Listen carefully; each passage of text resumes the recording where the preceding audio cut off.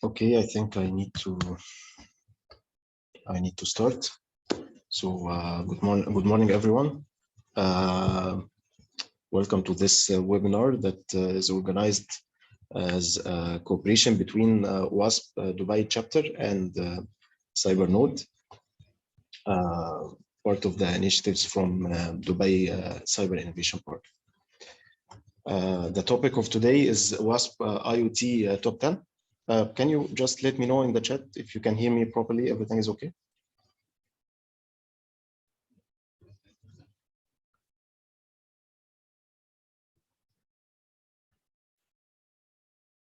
Everything is good? Okay, perfect. So the topics of today is OWASP IoT Top 10. We will talk about an introduction about the OWASP IoT Top 10, and we'll explore some of the mitigations that can be done by the IT vendors and by the consumers as well. My name is Mahmoud Hussein. I'm a cybersecurity manager in Thales, and I'm OWASP Dubai chapter leader. Here are my emails and contact information. Sorry. Yes, here you go. So I work for Thales since 5 years, and recently I became one of the OWASP Dubai chapter leaders, and we will talk briefly about OWASP Dubai and what are the OWASP chapters in general. Okay, so our learning objectives are first to understand OWASP IoT Top 10, then to understand the potential impacts of each vulnerability and the possible mitigations, and to discuss the root causes and best practices. Okay. So in the root causes here, I mean the root causes of the problems, why these problems actually happen, why we can see this in the industry. But first, let me give you a brief introduction about OWASP. Okay, so OWASP is the Open Worldwide Application Security Project. It was Open Web Application Security Project, but the name just changed a few weeks ago to Open Worldwide Application Security Project, which is a non-profit organization working on improving the security of software. Everything that OWASP is doing is free and is open source. One of the projects that we are discussing today is one of what OWASP is providing to the people for free. The resources are available on the OWASP website. You can access it and you can actually participate in the projects if you want. OWASP Dubai is a local chapter established to spread awareness and technical knowledge about cybersecurity in Dubai. Okay. The chapter leaders are Ahmed Abdallah, Muhammad Ibrahim, and myself, Mahmoud Hussein. If you want to participate with our activities, you can just ping me, send me a message, and you can work with us. We are doing cybersecurity awareness sessions for free because we think that this is part of our I don't know how to say it, but it's something that we give back to the community. Okay, so if you think and if you want to participate with us, you can join us. You can be one of the members in our OWASP Dubai chapter, and you can also attend our next sessions. So let's start with the topic. Okay, so IoT. What is IoT in general? IoT is a network of devices, machines, vehicles, and even buildings that are embedded with sensors, software, and internet connectivity. So if we have a device that has sensors, software, and internet connectivity, we call this device IoT. Here, there are some examples in the icons that you can see, like drones, like smart light bulbs, smart vehicles, maybe some robots, maybe medical devices, smart homes. These objects can collect and exchange data with each other and with humans, allowing for greater automation, efficiency, safety, optimization of various systems and processes. So we are using IoT for many reasons. And basically, I listed the reasons in the next slide because I think it's very interesting to discuss. So first, the IoT can automate many tasks. So some stuff we were doing manually, but now we can do it automatically, which can save us time cost, and make our life more convenient, right? It can help us optimize the use of resources such as energy, water, materials. And we see this in Dubai, right? With DIWA are using, for example, smart meters. Before that, I used to get to be visited by a person at home to check my meter. Right now, it's smart, so it saves time, it saves energy. It can, and it's more convenient, right? It can enhance safety by monitoring, alerting us to potential dangers such as smoke detectors that alert us to fires, or wearables that track our vital signs, right? So now we can have a watch that can give us a notification, for example, if our heart rate is so high. Maybe it can do number 4, which is it can connect us to the ambulance, right? Or it can call the doctor for us. And it can collect and analyze large amounts of data, which can help us improve our decisions and improve our performance. So what is really common between all of these ideas is that we are always seeking for efficiency and convenience, right? So I think these are the two main keywords. Efficiency in terms of time, money, and resources, and convenience, because we basically want the IoT to do the work for us. So the IoT device is working and we are doing something else. We are staying with our family, we are sleeping, we are doing whatever, but the IoT device is working for us, right? So we started basically to connect everything. So you can see now a device like this, which is a humidifier, and it is connected to my phone, so I can adjust I don't know, its function by the phone, can control it by the phone before I reach home, which is very interesting.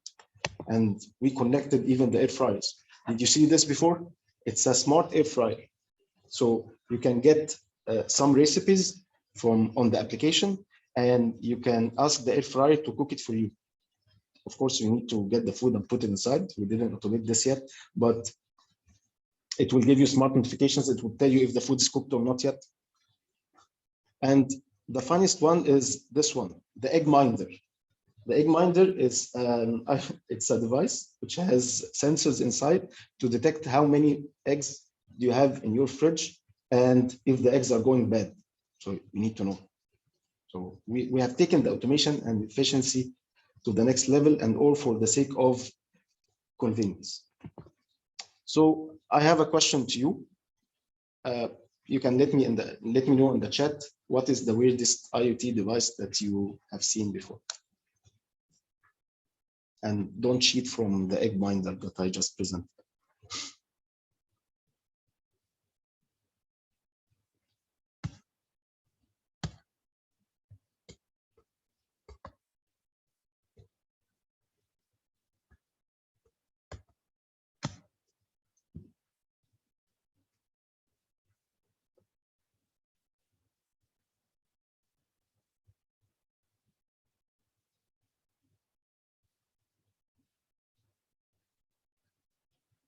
Okay, we'll move on. Smart irrigation system.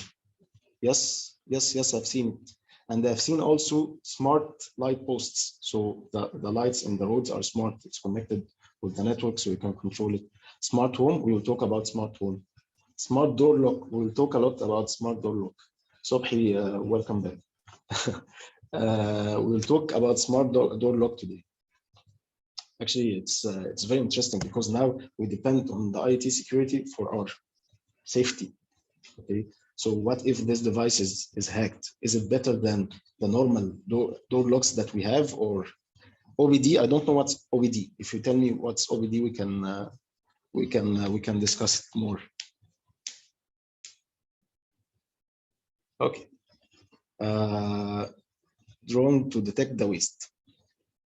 Yeah, so it's the drone and it has a sensor, and this sensor will detect the waste. It's amazing. It's amazing what we can do with the IoT. But with all the convenience that we are trying to bring to our life, and we are automating things, which is amazing. Okay. I personally have this watch, for example. It's a smart watch. I cannot live without it. I use a lot of IoT devices as well, but the cost of convenience is this. Sorry. Yes. Okay. So the more connectivity IoT devices have, the more opportunities that are attackers to exploit, that there are attackers to exploit and gain access to sensitive information or systems. Makes sense? Because we increased our attack surface. Now, before that, we were not connected. Now everything is connected. So there are many options for an attacker to actually perform his attack, right? And we have seen this in the news many times. News about security cameras, baby monitors, smart doorbells that are open to hijack. We will discuss why this is there, why there are vulnerable devices that are vulnerable and will remain vulnerable and cannot change. And there are also, for example, researchers develop an exploit that allowed them to perform an array of malicious functions against so-called mobile keys. So this is the smart door example that we were discussing, that Sobhi said to us in the chat. So they were able to hack the smart doors and access the hotel rooms. And we have seen also information about people suing Amazon because of their IoT company Ring.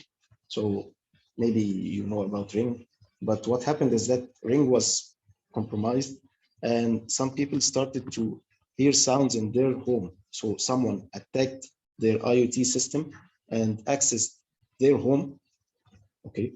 And they started to threaten them and speak with them. So one of the victims said that he heard this voice, someone telling him, "What's going on, buddy? What are you watching?"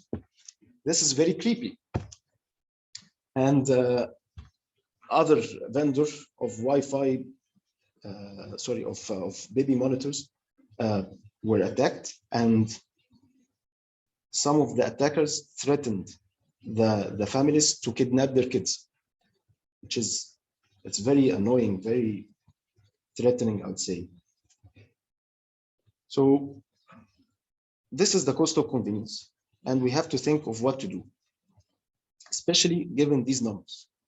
So a forecast from IDC, which is the International Data Corporation, they estimate that there will be 41.6 billion IoT devices in 2025, and these devices will be capable of generating around 80 zettabytes of data. And I added this table for you to just imagine what is a zettabyte. A zettabyte is 1000 power 7. It's 10 power 21. And these devices are mostly not secured. Mostly they don't use encryption, and we will discuss about these vulnerabilities. So the data is increasing, the attack surface is increasing, and this is basically making the attacker's life easier, right? 10 power 21. Okay. So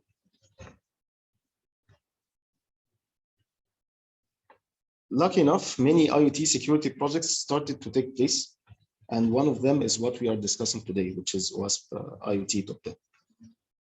Daniel Missler and Craig Smith started this project in 2014 with the intention to aid in taking informed decisions about IoT devices and its security during purchasing, developing, and implementing. Okay. This project was done in collaboration between both private and public sectors. So some organizations like HP, for example, was involved, the European Union Agency for Cybersecurity and the Cloud Security Alliances, and many others. Here's the explanation of what Daniel Missler defined for the OWASP IoT Top 10. It provides a list of the top 10 things to avoid with regard to IoT security. Why did he say this? He didn't want to go through the definition of, is this a risk, or this is a vulnerability, or what is this? It's just 10 bad things that we don't want to see in IoT devices anymore. As simple as that. Okay. And here are the 10 things. We will discuss each one of these 10 items in the next slides. Do you have any questions so far?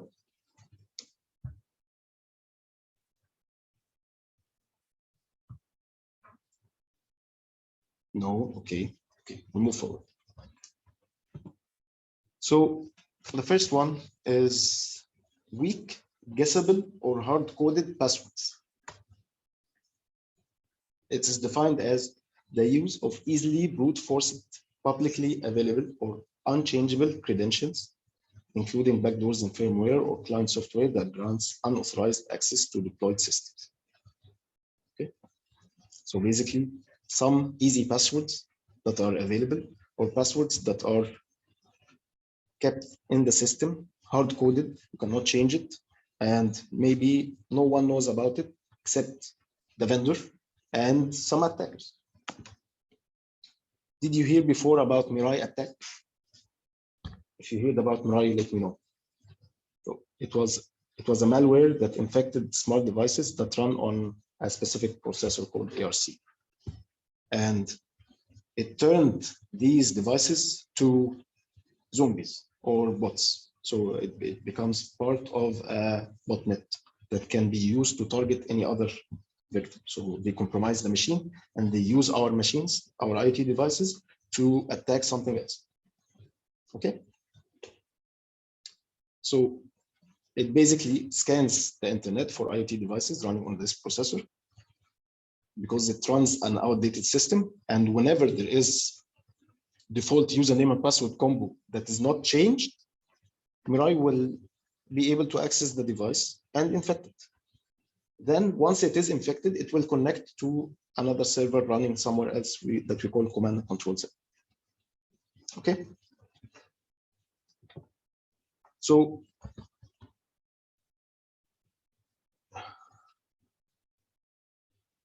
okay, 1 second.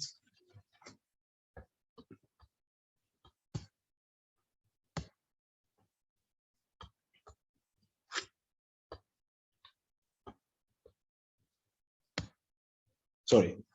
So here's what Mirai did. Okay. So it was responsible for a major distributed denial of service attack. This attack targeted, so first it compromised smart TVs, smartphones, some network devices or cameras, and then using this compromised bots and the botnet that was formed, they attacked OVH. OVH is a French cloud system company. And then they attacked Crypson Security. Crypson Security is a famous cybersecurity news website. And then the big hit, Dyn DNS.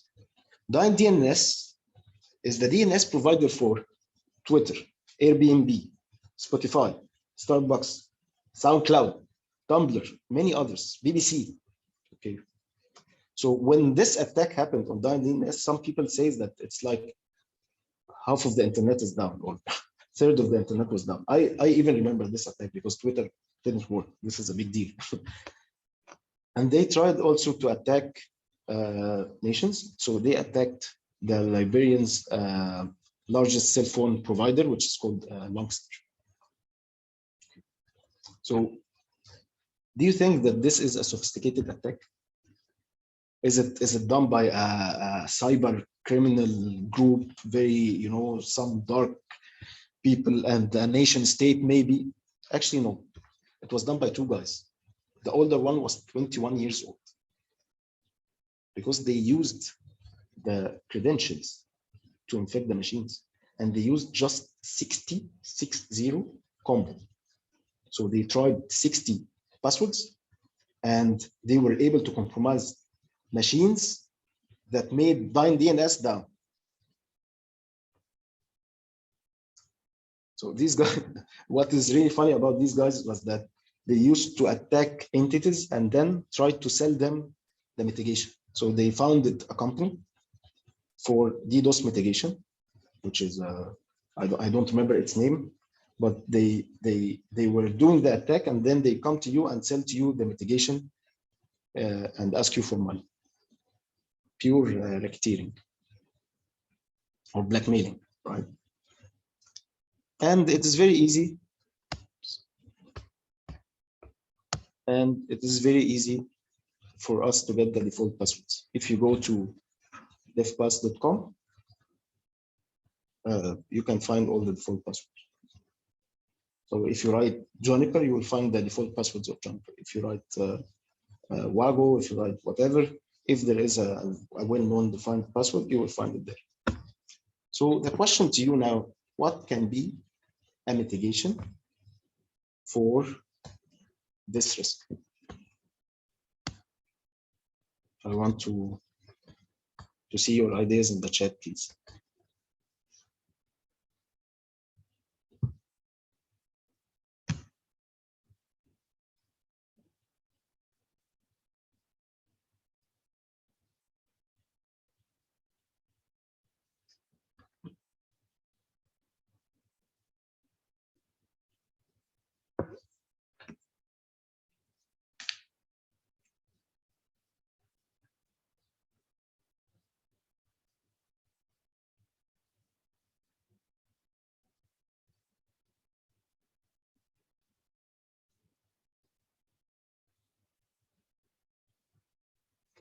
The mitigation for weak, guessable, or hard-coded passwords is to enforce strong password policies, right? And to implement access control and multi-factor authentication if possible, right? So it's an extra layer of security if you use multi-factor authentication. And then when we are building the IoT device, we have to make sure that there is no hard-coded passwords that cannot be changed by users. So actually, this is a very simple thing, right? Okay. So the next one, if you don't have any question, I'll move forward. So the next risk is the insecure network services. Okay. So it's when there is unneeded or insecure network services running on the device, especially those exposed to the internet. That can compromise the confidentiality, integrity, authenticity, or availability of the information, or allow remote control. There was an attack called Blueborn. So Blueborn exploited vulnerabilities in the Bluetooth firmware to spread and take control of devices, like smartphones, smartwatches, anything that runs Bluetooth. And almost 5 billion devices were run. Actually, because this is a big deal, once this was published, a patch was there, and all the devices were provided a patch. But 1 year later, over 2 billion devices were still exposed to the same vulnerability. Why is that? Because when the IoT vendors provide the patches, we don't usually patch. We don't accept to do the updates. So this is a big problem. So what can be the mitigation? If you don't use a feature, disable it. So this is what we call hardening. If you are using a communication protocol, you have to make sure that this communication protocol is secure. Again, access controls, monitoring and logging, and to update the firmware and software. Okay.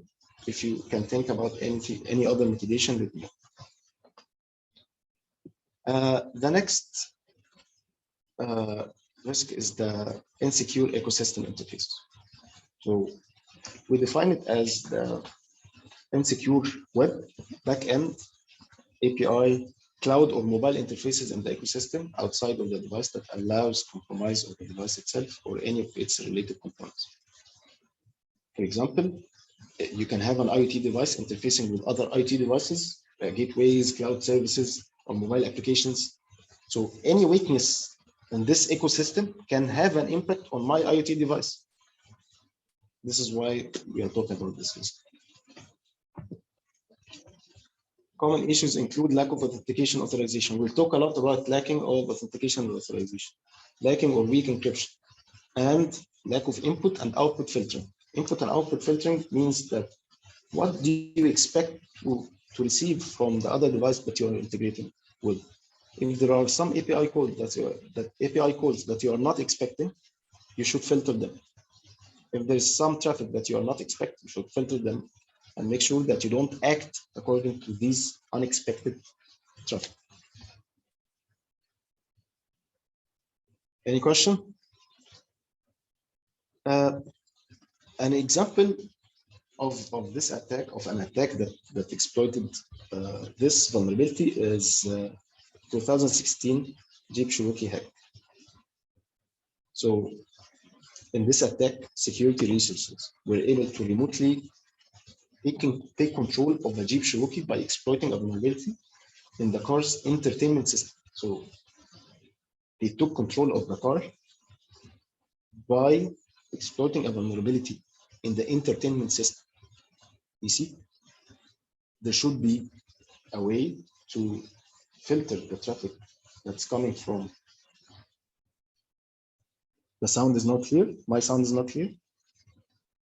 Is it better now? Okay. I can hear you fine, Mahmoud. You can hear me fine? Yeah. Okay, maybe maybe you need to increase your voice as well. Maybe I can wear this as well. So I have to disable my mouse. So this attack happened on a car, and the car was compromised because of an open that allowed the traffic. Can you hear me now better? Yes, no. Yeah, it's fine. It's fine. Okay, perfect. So because there was an open port in the entertainment system that made them access the control system of the car. And luckily, this is a research. So this didn't happen in reality, but it is. If it happens in reality, this will be very. It will have a huge impact, especially that we are actually moving to automated cars, right? Autonomous vehicles.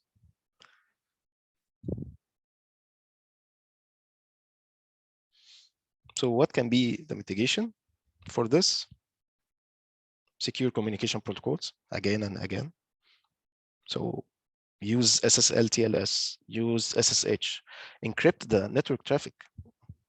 So this will basically protect you from tampering or eavesdropping.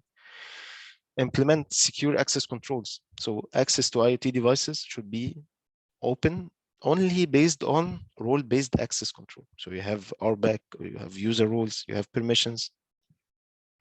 All the default usernames and passwords should be changed by default. When you deploy the device, everything should change. And strong passwords should be used. Also, multi-factor authentication should be used if possible. Third point is use trusted components. What does that mean? Normally, the IoT vendor does not manufacture everything. They depend on other systems and other providers. So when you select another vendor or another software that you will integrate in your product, you have to use the trusted one. Don't go for just the cheaper option, use the trusted one. Regularly update and patch all components. We'll discuss about patching and updating. And conduct regular security assessments. So you check that this system is connected to that system to do 1, 2, 3, and only these. Okay. We offer these services, for example. I know for some of the IoT devices, this doesn't make sense. If you have a smart home, I will not get a pen tester to test my home, right? So at the end of the slides today of our webinar, I will explain to you what we can do as consumers to avoid these kinds of risks. Good. So the next one is the lack of secure update mechanism. So sometimes IoT devices will not offer you any updates, and sometimes there is no secure way to offer it. So it's absence or inadequacy of mechanisms to update IoT devices with security patches and software updates, leaving them vulnerable to known exploits and attacks. Okay. This can be lack of firmware validation on the device. So when you update something, you don't validate that this is the right thing. the IoT device doesn't validate. Lack of secure delivery.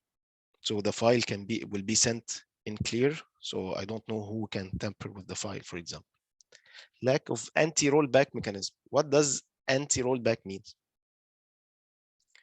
It means that if you push an update, the attacker might try to roll back this update because this update actually fixes a lot of problem. So if the attacker managed to roll back the update, he will have the old vulnerable version. Then we did nothing. So this is when the attacker will try to undo any firmware updates that have been applied.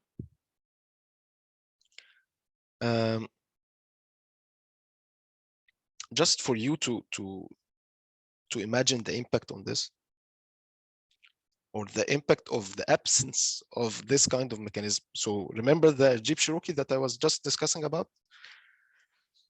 After the researchers find out about this attack, and it was posted on a website called Wired, okay, Fiat Chrysler, which is the company owning the Cherokee, they recalled 1.4 million affected cars.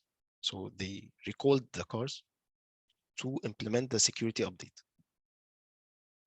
So the gap itself was a problem, but the absence of a way to actually update and to fix the gap is a bigger problem. And this was the first physical product recall caused by a cyber vulnerability. So first physical product recall caused by cyber security vulnerability. And this is what we will see from now on. You will see a lot of products that are recalled because of vulnerabilities. Any questions? So sometimes vendors will try to skip including these updates because it can lead to something like this. So this is a water dispenser or water cooler, and it refuses to dispense water until the Windows update is done. And come on, I just need water, right? So it doesn't make sense to stop the operation or the production until you do the update. And this is where it is getting very complicated for the IoT vendors. They want to do the update. They cannot do it while the device is running. It's not easy. So what can be the mitigation? To mitigate this vulnerability, the device manufacturers and users can implement the following mitigation strategies. Implement a secure update mechanism. Okay. It needs research, it needs time, but it needs to be there. It should be there. Second thing, ensure updates are signed and validated. Don't push an update until you make sure that it works properly. Because if the device has a problem after the update, you will not be able to fix it. You will not have action. You will not have connection to the device anymore. Update devices regularly. Use firmware that is difficult to modify. What does it mean to use a firmware that is difficult to modify? The firmware should be designed to be difficult to modify, so the attackers, if they try to install a malicious software or something, you cannot do it. The system is hardened. Most of the tools that the attacker will need to run a malware, for example, they don't have it. So they will skip you and try to find another IoT component to attack. You are not interesting for them anymore. And then for all the IoT vendors, they have to provide an end-of-life planning. They cannot keep supporting a device forever. It doesn't make any sense. Right? They will never be able to provide patches and firmware updates for all the devices all the time for 20 years. So they have to provide an end-of-life planning, and this should be part of the terms and conditions or the information about the product that you need to know when you buy it. Make sense? The next risk is the use of insecure or outdated components. So using insecure or outdated components in IoT devices can leave them vulnerable to attacks. Makes sense. We discussed this. Attackers can exploit known vulnerabilities in these components to gain unauthorized access, steal sensitive data, or take control of the device. Fine. What are examples of insecure components? As we said, the IoT vendor does not manufacture everything, and they will use other suppliers to provide parts of it. So you have a supply chain problem here. That's why point 2 and 3 are very interesting. So third-party software libraries from a compromised supply chain, or a third-party hardware components from a compromised supply chain. Hardware and software that is actually compromised, and then you are using it without knowing that it is compromised. So you are compromising all your clients. Or you can insecurely customize one of your operating systems. So you get Linux, you customize it, and you forget to remove a lot of services that you are supposed to remove. This is an insecure customization.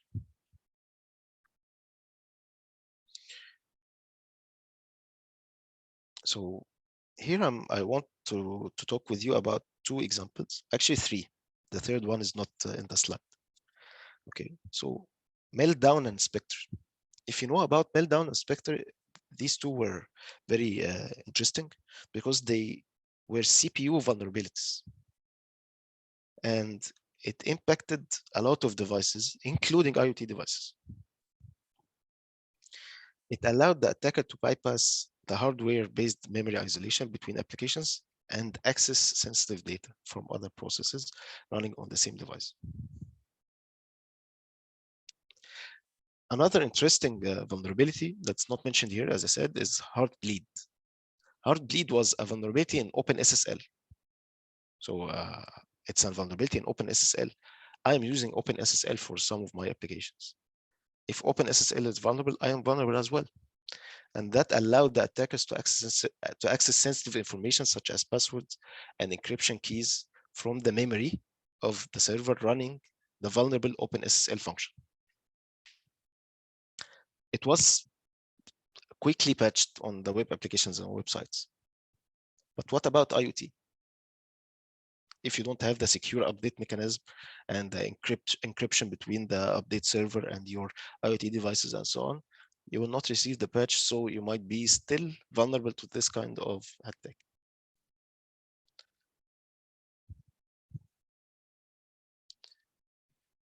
So I'm giving you here some ideas of mitigations. Again, we need to conduct a security assessment of the devices,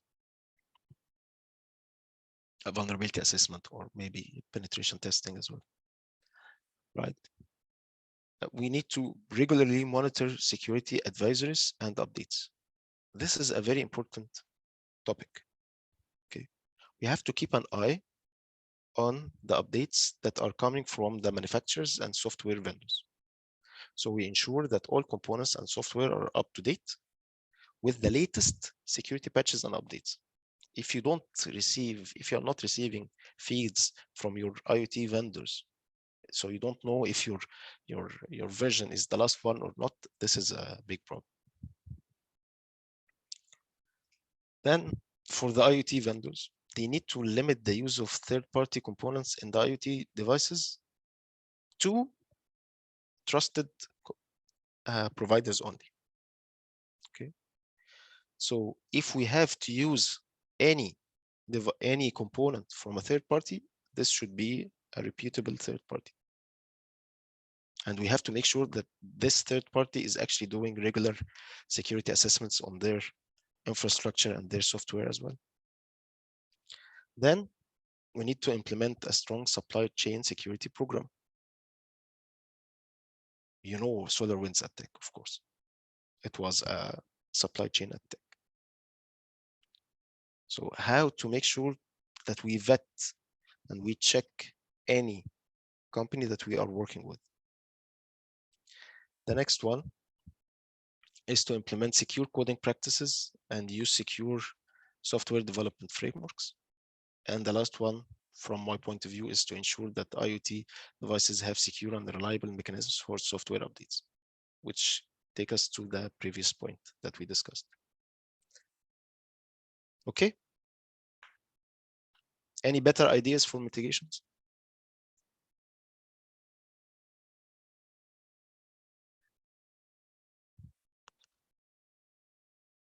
All right.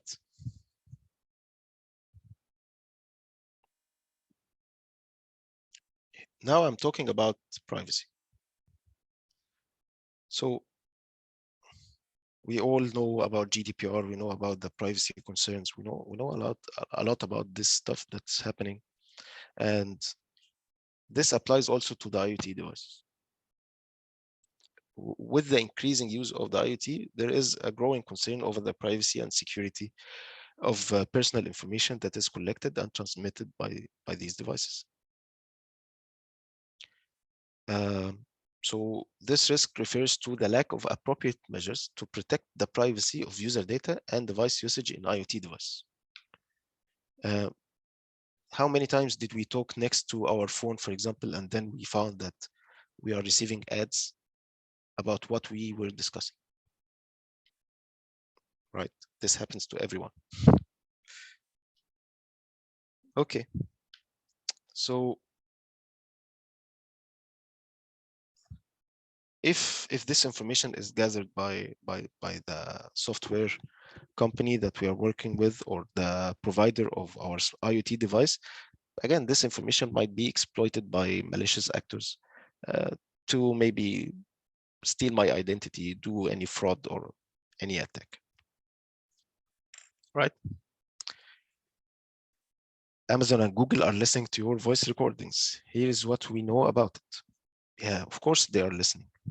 They say that they keep like 0.2% of what they listen to, so they can help you later with your with customizations and so on. But we need to know this before we buy the product, not after we buy it.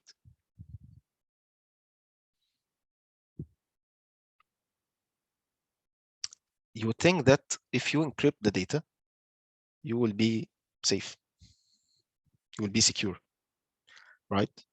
Because actually, this is the real mitigation. Yes, you're right. Definitely, if you encrypt the data, it will be better, but you will not be 100% secure. Why? Because of this article. If you look into this article, it's called Smart Home is No Castle, Privacy Vulnerabilities of Encrypted IoT Traffic. So the traffic is encrypted, but there was also privacy vulnerabilities. How is that? So researchers examined 4 IoT smart home devices, okay, and found that their network traffic rates can reveal potentially sensitive interactions even if when the traffic is encrypted. So based on the rates, based on what's being sent and when, they can make sense out of it and understand what's happening. Based on these patterns, they were able to determine when the user was sleeping, when they woke up, when the users were taking a shower, cooking, or watching TV. And of course, if an attacker managed to get the information of when I'm sleeping and when I'm taking a shower, for example, they might be able to know when to break in my home, for example. Maybe they want to steal something. I don't know. Right? Any questions here? In the slides, you will find the link for the reference for the article if you are interested to read more about it.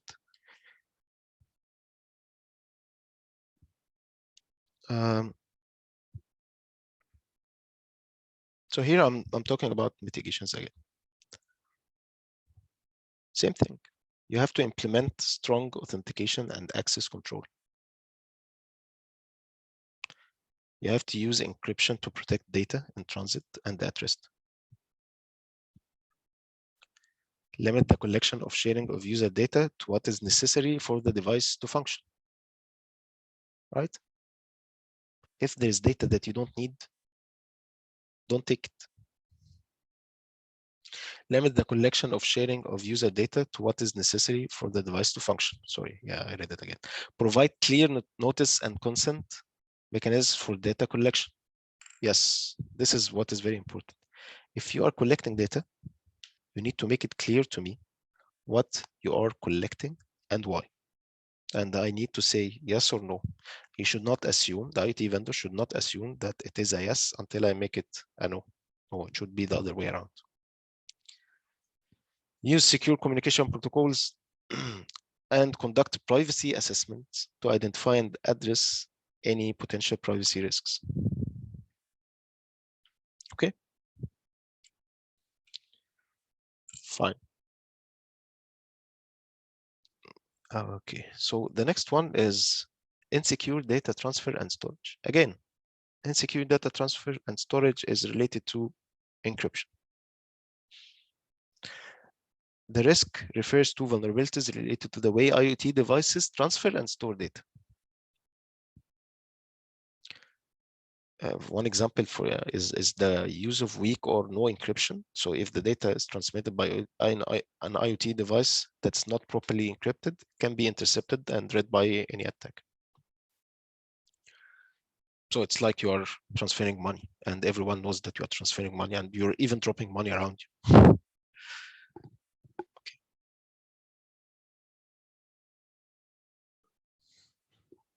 So this was an attack done by researchers who were able to hack Amazon Echo and stream audio recordings from the device to a remote server. Why did that happen? Because the Echo server was communicating with a remote server over an unencrypted connection. So they were able to intercept the traffic and extract the audio recordings.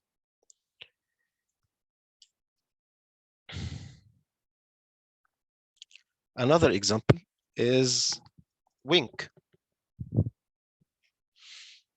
So Wink is a IoT provider as well for smart homes, smart home hubs. And this attack was done by a security researcher who discovered a vulnerability that enabled him to gain control on the device. Why did that happen? Because there was unsecured API. Again, so it's communication that's happening and it is not encrypted. The researcher found that the API was not using encryption. The vulnerability was reported to Wink, who issued a patch to fix the issue. But again, if you don't have a secure way to patch, it will be a problem. But luckily enough, Wink had it and the issue was fixed. Okay.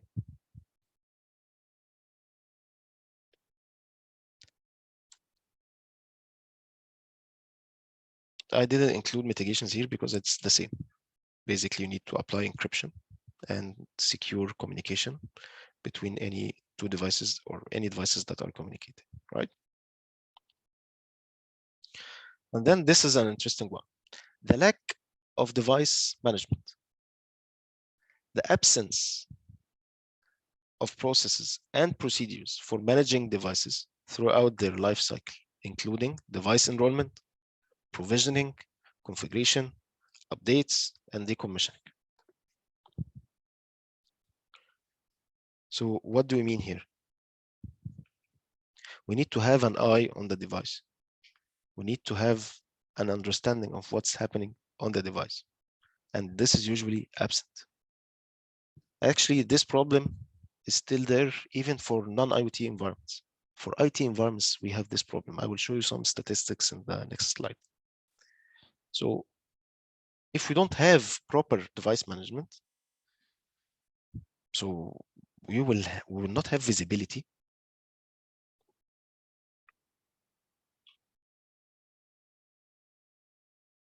We will not have visibility on the current state of the devices in the network, right? And we will not know the changes that are happening to the configuration. So if there is an attacker who managed to exploit a vulnerability, for example, and we will not know actually that this happened, and everything will be a surprise for us. So if there is an incident and we want to do incident response, we will not be able to know what actually happened. Nothing is monitored, nothing is logged. So everything is a surprise, and it will be very difficult for us to respond to this attack and restore the service.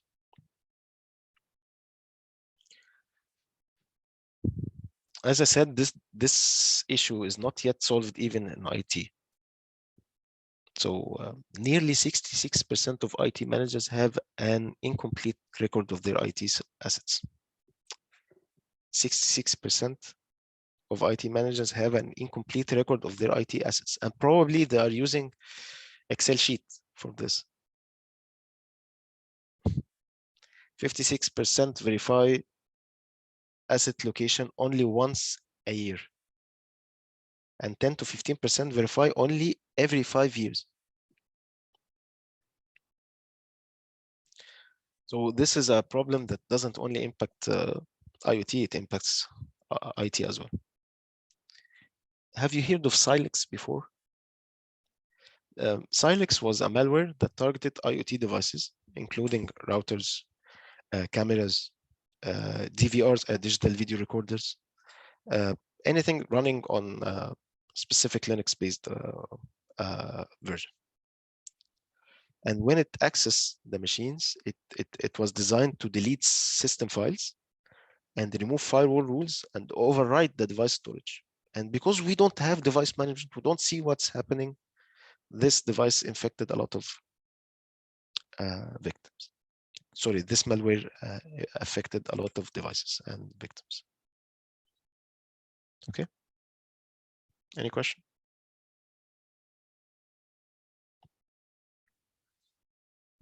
All right. So how can we mitigate this? Implement proper device management protocols, including asset tracking. Keep an eye on the assets. Where are the assets? Patch management. Secure decommissioning. So we talked before about the end of life. Now we are talking about the decommissioning. And then systems monitoring and incident response capabilities, if applicable, of course. Right?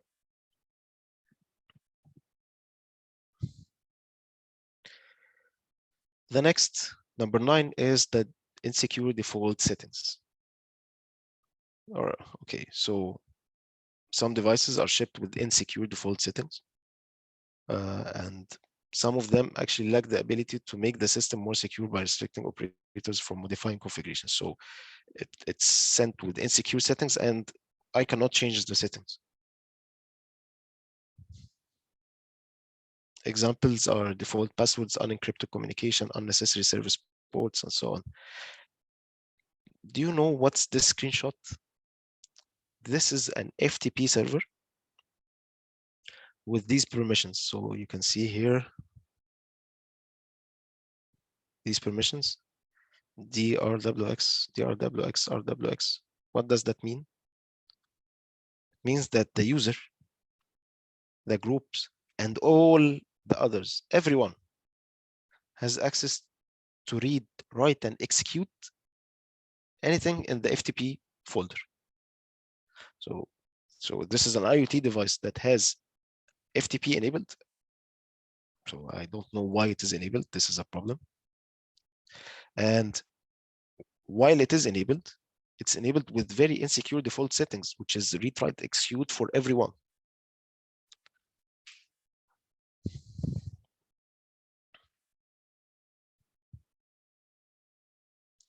Here I want to talk with you about a specific task that which is called device onboarding, because it's usually very critical stage. It's one of the default settings, and it is defined as the process of adding a new device to a network of connected IoT devices. So we have a network of IoT devices already, and we are adding a new component to it. So if an attacker manages to sniff the traffic and do eavesdropping in this phase, this is very critical because this is when the keys are exchanged between the device and the existing device. So if you get the keys, even if there is encryption, you can decrypt. So the mitigations include use of strong encryption, secure communication channel, secure storage of keys, authentication, authorization, and regular monitoring. And you will find that I really care about regular monitoring because if you know how the device usually works and you highlight any anomaly, this is already fantastic. If you know how the device is supposed to work and anything else is considered unacceptable, this is a very good start for you to secure your IoT device.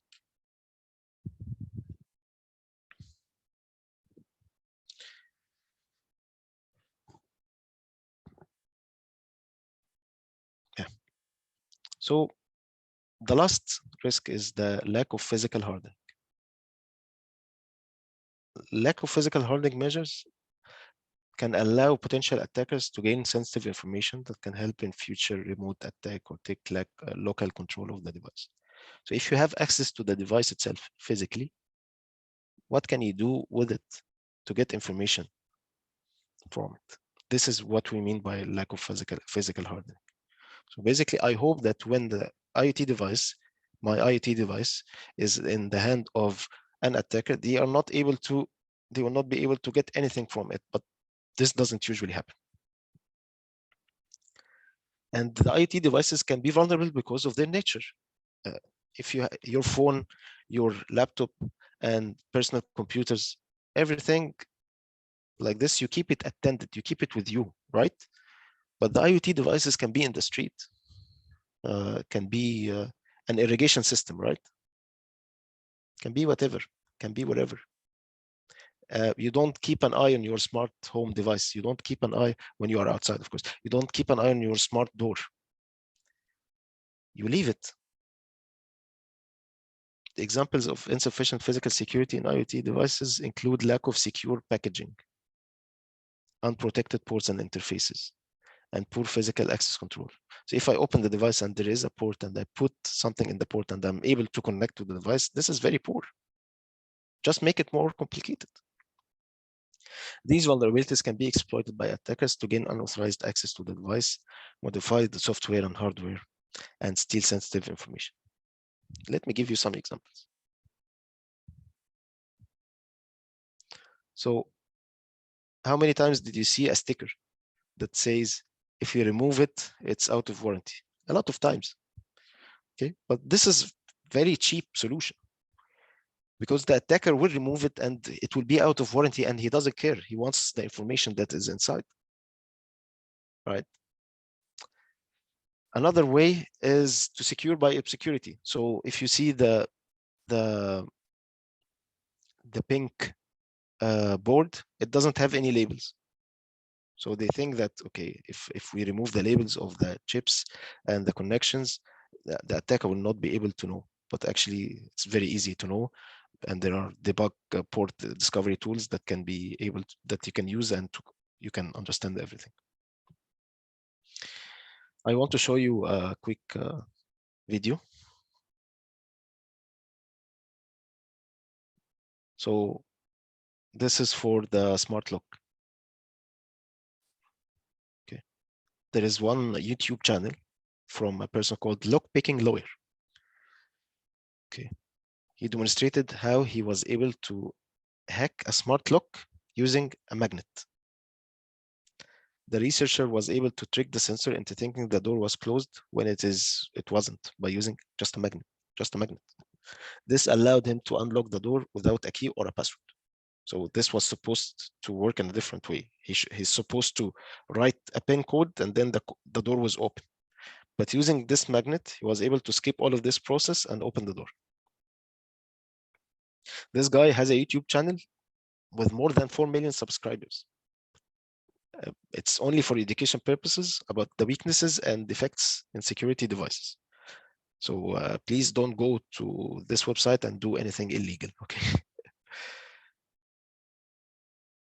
So this demonstrates how a lack of physical hardening can allow attackers to bypass security measures and gain unauthorized access to IoT. And the solution for this was very simple. He explained it in the video, and I put you the link in the slides. Maybe you can watch it later.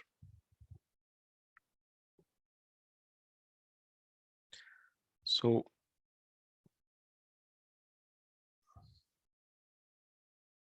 to mitigate this risk, the risk of lack of physical hardening, manufacturers should consider incorporating physical security measures into their IoT devices, such as tamper-proof packaging, secure mounting, and physical locks or access control. In addition, regular physical security assessments should be conducted to identify and address any vulnerabilities. But actually, what I want to say is that this is a threat model dependent.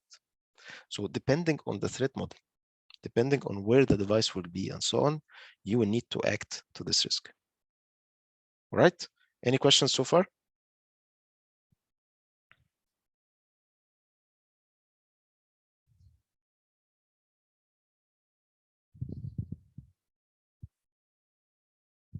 No, okay.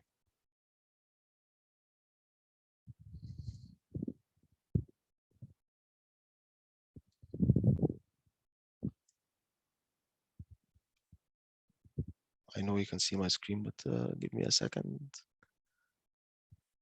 Okay. So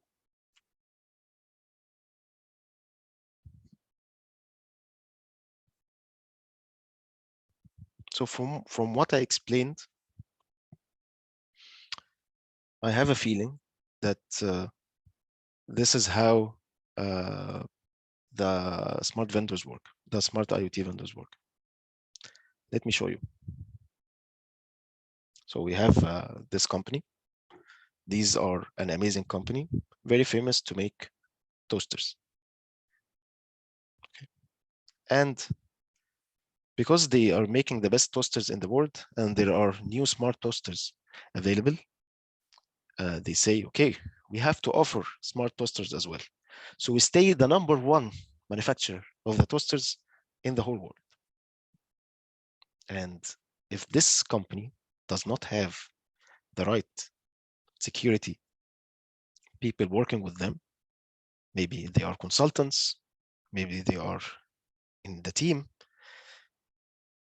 they might forget about security and they do not embed security in the product. And when this happens, you will get this. You will get the toaster, very cool one, and you will add a Raspberry Pi to it. And the Raspberry Pi is a mini computer running a very basic operating system. And then you put some magic and some tape, and you get a smart toaster. So it's a toaster with the magic and the Raspberry Pi, and it connects to my phone. I don't know why, but it can. So there was no threat model. There was no checks for the guidelines. There was nothing. And the outcome will be a toaster that will burn my bread or burn my whole kitchen, right? And sometimes this can be also the result. So this toaster might be used to do something else. This is a tweet from Jeff Jarmuck, who worked for Dell and NCC and Salesforce and was a speaker in Black Hat events. He says that he and his team managed to compromise a very critical system that is designed to resist nuclear weapons, and they made it vulnerable to toasters. So my toaster, the one that I just bought from the best toaster manufacturers in the world, might be used as a bot to attack a very secure facility that is designed to resist nuclear plants, nuclear weapons, I don't know. So here is what I want to say. So to be honest, it was easy for us to list a lot of mitigations, as you have seen. So every time with any risk, I would say we have to put encryption, we have to change the passwords, use multi-factor authentication, so on. And this is how it was, right? Oh, look, here's an old thing. The IoT vendor should redo it. Or with physical access to the hardware, the researcher was able to do this and that. But we need to understand why does that happen from the IoT perspective, IoT vendor's perspective. They are required to develop things really quick. There is some limitations in the products. There are complicated supply chain. They need the deployment of the IoT devices to be very easy, low friction deployment. And many times there is outdated training for hardware and software teams. So it is their responsibility to fix it, but it's actually everyone's responsibility to secure the IoT ecosystem. And I want you to remember this motto of the day: build secure, buy secure, be secure. The IoT vendor should build secure, and we need to buy secure, and I will explain how, so we become secure together. Okay. The IoT vendors have a lot of guidelines to follow. One of them is OWASP Internet of Things project that I explained part of it today. There are other documents from NIST, from the UK Code of Practice. There's the IoT Security Foundation. There is documents from Singapore Smart Nation. There are a lot of documents. And if you are lucky enough to be in Dubai, there is the IoT security standard from DESC. And if you go to DESC website, you can register, you put your information, and they share it with you. It applies to, I believe, all the government entities dealing with IoT devices in the city. But what about us? What about the everyday consumers? Forbes Technology Council members shared their top IoT cybersecurity tips for everyday consumers. And I am summarizing them for you in the next slides. And we will take them as action points for us. Okay? Any questions in anything happened before or anything coming? Okay, I'll move on.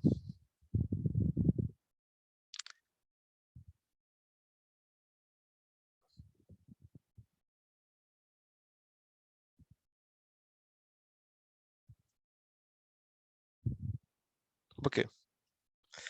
So the first thing that you need to do is to review the product before you buy. There is a missing word here, buy. Okay.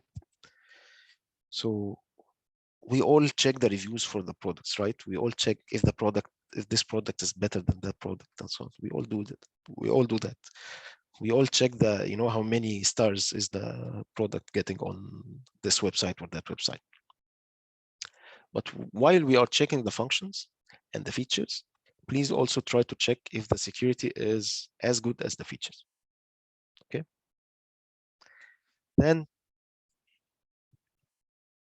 the next point is very interesting. Ask yourself, do you need a connected fridge, dishwasher, or toothbrush? Actually, there is a smart toothbrush. Okay, so ask yourself if you need it or no. If you don't need it, don't buy it. You will avoid the risk, right? Spend some time to customize and update your security settings. Check the best practice of the security setting of the device, depending on how critical is the device, and go try to customize it, change it, update it. Be sure to regularly set your passwords, including your home Wi-Fi password. This is very important because all the IoT devices are connected to your router, for example. So if your router is compromised, they can compromise your IoT devices. And who changes the IoT router password? I don't know anyone who changes the IoT passwords, the router's passwords, actually. Right? If you do it, let me know. I will be happy to talk with you about it.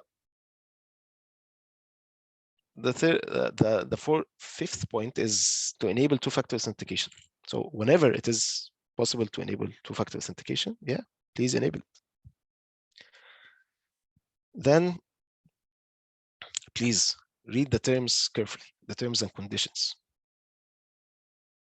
What is the purpose of collecting data? We need to understand what is the purpose of the data collection that's happening on this device. Look for zero knowledge-based solutions. If there is a solution that requires no knowledge, maybe this one can be better for you because it doesn't gather any information about you. And then whenever you have, this tick box to opt out of data sharing, just make sure that you opt out. So most devices will give you the option. Just say no. And if a device does not give you the option, don't buy it, unless, of course, you need it for another reason. But we have to understand why the vendor is not giving you this option. If you understand the why and you understand the risks, then you can move forward. If possible, set up a separate Wi-Fi network for IoT devices. Why? Why do we need a separate Wi-Fi network for IoT devices? Any idea? So the idea here is that if my laptop is compromised, I don't want it to compromise my IoT devices. And if my IoT device is compromised, I don't want it to compromise the other way around. So we are doing like segmentations, right? So this was the last point in the best practices for consumers. So now I'm here for you. If you have any question about what we discussed today.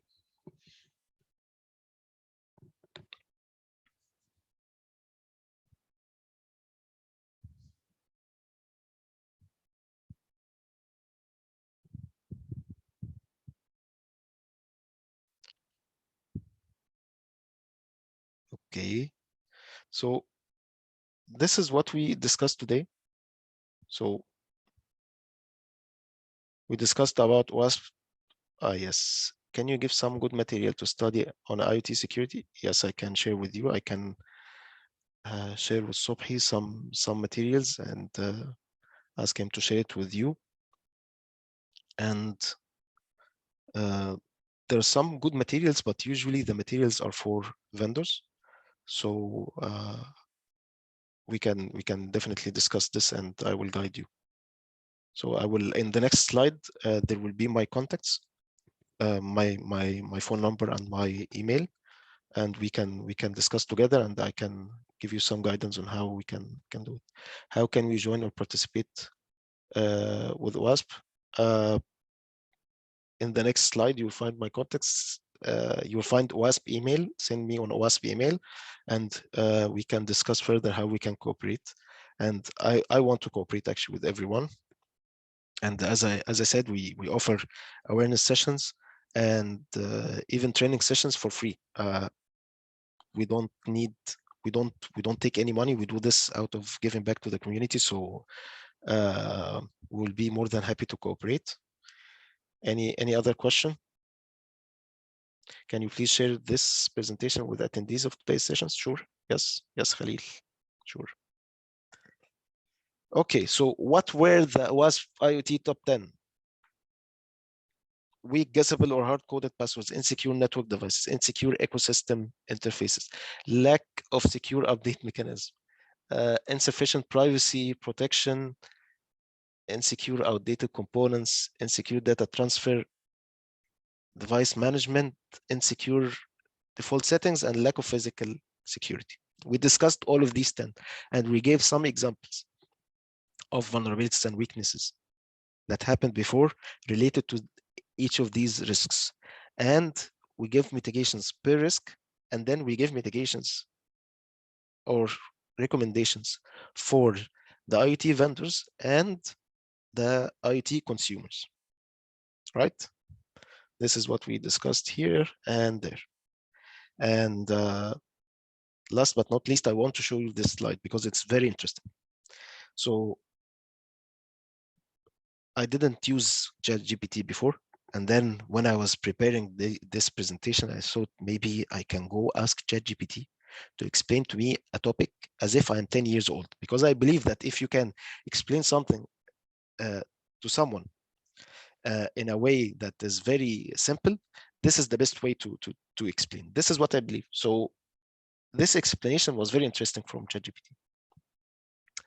They said, or the AI said, well, IoT stands for Internet of Things. It means that we can connect everyday objects like toys, appliances, and even buildings to the internet too. These things have special sensors and software that allow them to collect and exchange data with each other, blah, blah, blah, blah, blah. And then read this box, sorry. So ChatGPT is explaining to me as if I'm 10 years old, and this is what the AI decided to tell to a 10 years old kid. But we also need to be careful about IoT security, because if these things can connect to the internet, they can also be hacked by bad people who want to steal our information or cause trouble. So we need to make sure to use strong passwords, update and our software regularly, and only connect to trusted devices and networks. So this session was free, and I made the material open. I will share it with you. I will share it with Sobhi to share it with you. And please use it as an awareness. It can be improved. You can add to it as you want. You can change it as you want, but please don't stop the knowledge here. Try to share with your family. Try to share with your loved ones and your colleagues, because this topic is very important nowadays. How the Shodan IO working? They are actually scan IoT device. Yes, they are checking the devices that are connected to the internet. Okay, so if you go to shodan.io, I can open to you some open cameras, for example. So anything connected to the internet, they detect it. This can be cameras, it can be routers.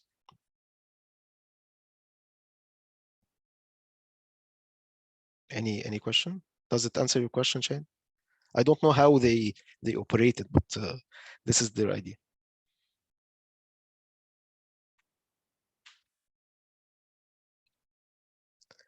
All right, maybe I can give the floor to Sobhi. Sobhi, you're muted, Sobhi. Yes, thank you very much, Mahmoud. Thank you for the time. Unfortunately, in the beginning, I couldn't connect on time for some connectivity issue, but I wanted to do the introduction and give briefly like an overview of what we do as Dubai Cyber Innovation Park. I'm sure most of you are aware because you've been in contact by the team here. But if you allow me, Mahmoud, I will just quickly share my screen. Yes, sure. I will stop sharing. Okay.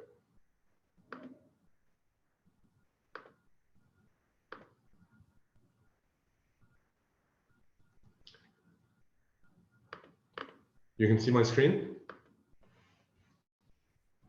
Yes. Okay. Just quickly, I will not take a lot of your time. I wanted to tell you about Dubai Cyber Innovation Park, or in other words, DCIP, and more specifically, a branch of DCIP, which is the Cyber Node. I can go to the next. Okay, there we go. Cyber Node, which is a partnership between Thales and Dubai Electronic Security Center. So we officially launched the Cybernode and DCIP in JISEC 2022. As you know, last week we had JISEC event here in the UAE, but we've been operating since the previous JISEC. So we've been almost operating for a year and a half. And throughout this year and a half, we've had 1,050 plus training hours that we've conducted. To over 480 trainees with a great satisfaction rate so far. So overall, the services that we have 10 trainings, 4 crash courses, 3 scenarios, 1 bootcamp program, and 1 executive program. And in addition to the free webinars that we collaborate, such as the webinar that we've done today, but this is our catalog. So briefly, our trainings are mentioned on this slide. If you're familiar with cybersecurity, I'm sure you'll be familiar with these trainings. So the trainings we have, they range from 2 days to 5 days. We use pretty much 50% of the time practical exercises. So we'd like to have hands-on exercises that we use on the cyber range. And the cyber range, the easiest way for me to explain is you can compare it as a flight simulator to that pilots use. So the cyber range for ourselves is the same kind of concept. So we use it to simulate exercises, to train, to do some testing without affecting any live platforms. So it's a really powerful tool that gives the people that we have hands-on capability to practice real-life scenarios. So that's pretty much it for the trainings. The crash courses, it's typically a 1 day or half a day conference. So it's similar to the webinar that we did today, a little bit longer. It doesn't require any prerequisites, but we have these 4 conferences, including one which is the OWASP top 10 vulnerabilities. So if you're interested about these, I have the contact information at the end. Scenarios are usually just exercises, so it's 100% practical.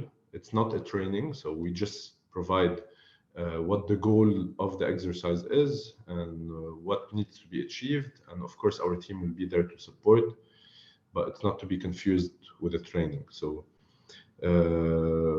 as I said, it's 100% practical on the cyber range. And the 2 programs that we have, the first one is the bootcamp. As the name mentions, it's a bootcamp, so it means it's a little bit intensive. It targets fresh grads, final year university students, or a new entry people who are interested to enter the cybersecurity field. So this program is 6 weeks, which is spreading for 6 months. So it's usually 1 week per month. It really gives all the information needed for cybersecurity. So you can see all the modules listed here. We cover a very wide range of topics. And this one also is around 50% theoretical and 50% practical on the cyber range. Last but not least, so we have the CISO executive program. So as the name mentions, CISO, which is Chief Information Security Officer. So this program is targeting the C-level or managers and head of departments when it comes to cybersecurity industry. It requires prerequisites to enter this program. So right now we are launching our 3rd cohort for this program, which will start in May. This program is also 6 weeks, spreading over 6 months. It's a little bit or much different than the bootcamp in terms of it's not really practical or technical, but it focuses a lot on the higher level topics like the CISO's role. And we also cover the soft skills needed to become a CISO. By the end of the program, we offer a tabletop exercise where we simulate an incident and have the candidates participate in open discussion around the table of how to treat this incident. So it's a very interesting program that we offer. And as you can see at the end, we also have a workshop that we do with the candidates where we provide them with use cases and we ask them to deliver it to a jury committee at the end of the day. So this bootcamp, we have speakers from, or I wouldn't say speakers, I would say experts from around the world. This is the added value of this program, that people get to see the point of view and the way people work in different industries. So as you can see, we have experts from ESA, which is European Space Agency, MasterCard, Thales, Karim, and we also have an academic partner, which is the University of Florence. So another added value is the connection that people make and the network that we have created here, because we have an alumni program where people are still keeping in touch. We create some events for them. So that's a very good added value when it comes to this program. And finally, this I would like to just show you our facility located in Dubai, Business Bay, if you're familiar with it. So please feel free to visit at any time. It's a state-of-the-art facility. We really have the best of the equipment and tools required to deliver trainings or even do any kinds of labs or experiment, because this can also be used as a R&D for R&D purposes. So please feel free to contact us. I put the website, our booking email and phone number and address. So I'll leave it up here for a couple seconds. So yeah, that's it. Thank you very much for attending today, and thank you, Mahmoud, for delivering a very interesting topic. It's the first time for me to learn about IoT and vulnerabilities around IoT. So it was very interesting for me, and I'm sure it was interesting for the participants who attended today. Thank you, Subhi. Thank you all. I've received 2 messages. Thank you. Thank you so much. Bye-bye. Thank you.